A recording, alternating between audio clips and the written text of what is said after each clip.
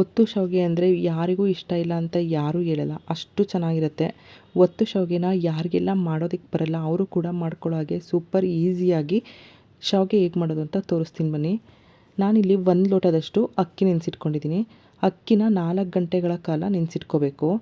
ಇವಾಗ ಇದನ್ನು ಒಂದು ಮಿಕ್ಸಿ ಜಾರ್ಗೆ ಹಾಕ್ಕೊಂಡು ರುಬ್ಕೋಬೇಕು. ಯಾರಿಗೆ ಶಾವಿಗೆ ಮಾಡೋದು ಕಷ್ಟ ಅನಿಸುತ್ತೆ ಅವರು ಕೂಡ ಮಾಡ್ಬೋದು, ಅಷ್ಟು ಈಸಿ ಇರುತ್ತೆ ಇದು. ನೋಡಿ, ಇದನ್ನು ನೀರು ಸೋರಿಸ್ಕೊಂಡು ಮಿಕ್ಸಿ ಜಾರ್ಗೆ ಹಾಕ್ಕೊಂಡು ಇದಕ್ಕೆ ಸ್ವಲ್ಪ ನೀರು ಸೇರಿಸ್ಕೊಂಡು ಇದನ್ನು ಫುಲ್ ಸಣ್ಣ ಆಗೋ ಹಾಗೆ ರುಬ್ಕೋಬೇಕು.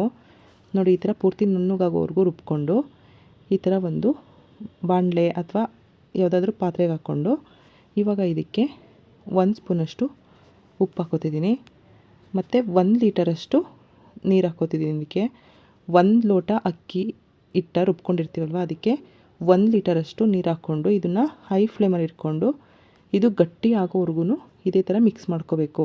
ಇದು ಯಾವ ಹದ ಇರಬೇಕು ಅಂದರೆ ನಮ್ಮದು ಗಟ್ಟಿ ಮಜ್ಜಿಗೆ ಎಲ್ಲ ಇರುತ್ತಲ್ವ, ನಾವು ಮಜ್ಜಿಗೆ ಮಾಡ್ಕೊಂಡು ಕುಡಿಯುವಾಗ ಗಟ್ಟಿ ಮಜ್ಜಿಗೆ ಆ ಥರ ಎಲ್ಲ ಹೇಳ್ತೀವಲ್ವ, ಆ ಥರ ಗಟ್ಟಿ ಮಜ್ಜಿಗೆ ಹದದಲ್ಲಿ ಇರಬೇಕು. ಆ ಥರ ಹದದಲ್ಲಿ ಮಾಡಿಕೊಂಡು ಇದನ್ನು ನೀಟಾಗಿ ಈ ಥರ ಮಿಕ್ಸ್ ಮಾಡಿಕೊಂಡು ಬೇಯಿಸ್ಕೋಬೇಕು. ನೋಡಿ, ಈ ಥರ ಗಟ್ಟಿ ಆಗೋವರೆಗೂ ಸ್ವಲ್ಪ ಹೈ ಫ್ಲೇಮ್ ಇಟ್ಕೊಂಡು ಮಾಡ್ಕೊಳ್ಳಿ. ಈ ಥರ ಸ್ವಲ್ಪ ಗಟ್ಟಿ ಆಗ್ತಾ ಬಂತು ಅಂದಾಗ ಇದನ್ನು ಮೀಡಿಯಮ್ ಫ್ಲೇಮಲ್ಲಿ ಇಟ್ಕೊಂಡು ಈ ಥರ ನೀಟಾಗಿ ಮಿಕ್ಸ್ ಮಾಡಿಕೊಂಡು ಬೇಯಿಸ್ಕೋಬೇಕು. ಇದು ಜಾಸ್ತಿ ಟೈಮ್ ಏನು ತೊಗೊಳ್ಳಲ್ಲ, ಆಲ್ಮೋಸ್ಟ್ 10 ನಿಮಿಷದಲ್ಲಿ ಈ ಥರ ಗಟ್ಟಿ ಆಗ್ತಾ ಶುರುವಾಗುತ್ತೆ. ನೋಡಿ, ಈ ಥರ ಎಷ್ಟೊಂದು ಬೇಗ ಗಟ್ಟಿ ಆಗುತ್ತೆ. ಒಂದು 10 ನಿಮಿಷ ಸಾಕು ಇಷ್ಟು ಹಿಟ್ಟು ರೆಡಿ ಮಾಡ್ಕೊಳ್ಳೋಕ್ಕೆ. ಒಂದು 10 ನಿಮಿಷದಲ್ಲಿ ಹಿಟ್ಟು ರೆಡಿ ಆಗುತ್ತೆ ಇದು. ನೋಡಿ, ಈ ಥರ ಚೆನ್ನಾಗಿ ಬೇಯಿಸ್ಕೋಬೇಕು. ಈ ಹದದಲ್ಲೆಲ್ಲ ಬಂದಾಗ ಇದನ್ನು ಮೀಡಿಯಮ್ ಫ್ಲೇಮ್ ಇಟ್ಕೊಂಡು ಮಾಡ್ಕೊಳ್ಳಿ. ನೋಡಿ, ಇವಾಗ ಗಟ್ಟಿ ಆಗ್ತಾ ಬಂದಿದೆ ಇದು. ಇದು ತುಂಬ ಚೆನ್ನಾಗಿರುತ್ತೆ. ನಾನು ಶಾವಿಗೆ ಮತ್ತು ಕಾಯಿ ಹಾಲು ಹೇಗೆ ಮಾಡೋದು ಅಂತ ತೋರಿಸ್ತಾ ಇದ್ದೀನಿ ಈ ವಿಡಿಯೋದಲ್ಲಿ. ನಮ್ಮ ಹಳ್ಳಿ ಕಡೆ ಎಲ್ಲ ಜಾಸ್ತಿ ಶಾವಿಗೆ ಮತ್ತು ನಾಟಿ ಕೋಳಿ ಸಾಂಬಾರು ಮಾಡ್ತಾರೆ. ನೋಡಿ, ಈ ಥರ ಮುಟ್ಟಿದಾಗ ಅದು ಅಂಟಬಾರ್ದು, ಆ ಥರ ಇರಬೇಕು. ಸ್ವಲ್ಪ ನೀರು ಹಾಕ್ಕೊಂಡು ಆ ಥರ ಮುಟ್ಟು ನೋಡಿ, ಆವಾಗ ಅಂಟಲ್ವಲ್ಲ, ಆಗ ಬೆಂದಿರುತ್ತೆ. ಆಮೇಲೆ ಇದು ಪೂರ್ತಿ ತಣ್ಣಗಾದಮೇಲೆ ಈ ಥರ ಒಂದು ಬಾಲ್ ಸೈಜಷ್ಟು ತೊಗೊಂಡು ಈ ಥರ ರೋಲ್ ಮಾಡಿಕೊಂಡು ಇದನ್ನು ಸ್ಟೀಮರ್ಗೆ ಇಟ್ಕೋಬೇಕು. ನೋಡಿ, ಈ ಥರ ಸ್ಟೀಮರ್ಗೆ ಇಟ್ಕೋಬೇಕು. ಸ್ಟೀಮ್ ಮಾಡ್ಕೊಂಡು ಮಾಡಿದ್ರೆ ನಾನ್ ಸ್ಟಿಕ್ಕಿಯಾಗಿ ತುಂಬ ಚೆನ್ನಾಗಿ ಬರುತ್ತೆ. ನೀವು ಎಷ್ಟು ಎಳೆದ್ರೂ ನ್ಯೂಡಲ್ಸ್ ಇರುತ್ತಲ್ಲ ಆ ಥರ ಬರುತ್ತೆ. ಅದಕ್ಕೆ ಈ ಥರ ಒಂದು ಸಲ ಸ್ಟೀಮ್ ಮಾಡ್ಕೋಬೇಕು. ಸ್ಟೀಮರ್ಗೆ ಇಟ್ಕೊಂಡು ಈ ಥರ ಕ್ಲೋಸ್ ಮಾಡಿ ಇದನ್ನು ಕರೆಕ್ಟಾಗಿ 20 ನಿಮಿಷ ಹೈ ಫ್ಲೇಮಲ್ಲಿ ಇಟ್ಕೊಂಡು ಸ್ಟೀಮ್ ಮಾಡ್ಕೊಳ್ಳಿ. ನೋಡಿ, ಈಗ ಆಗಿದೆ ಇದು.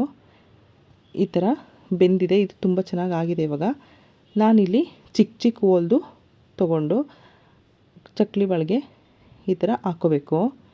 ಹಾಕ್ಕೊಂಡು ನೀಟಾಗಿ ಈ ಥರ ಒತ್ಕೊಂಡ್ರೆ ಶಾವಿಗೆ ಬರುತ್ತೆ. ಮುಂದಿನ ವಿಡಿಯೋಗಳಲ್ಲಿ ನಾಟಿ ಕೋಳಿ ಸಾಂಬಾರು ಜೊತೆ ಇನ್ನೊಂದು ಟೈಪಲ್ಲಿ ಶಾವಿಗೆ ಹೇಗೆ ಮಾಡೋದು ಅಂತ ತೋರಿಸ್ತೀನಿ. ಅದು ಅಕ್ಕಿ ಹಿಟ್ಟಲ್ಲಿ ಮಾಡೋದು, ಅದು ಕೂಡ ತುಂಬ ಚೆನ್ನಾಗಿರುತ್ತೆ, ಈಸಿಯಾಗೂ ಮಾಡ್ಕೋಬೋದು. ನೋಡಿ, ಇವಾಗ ಆಗಿದೆ ಇದು.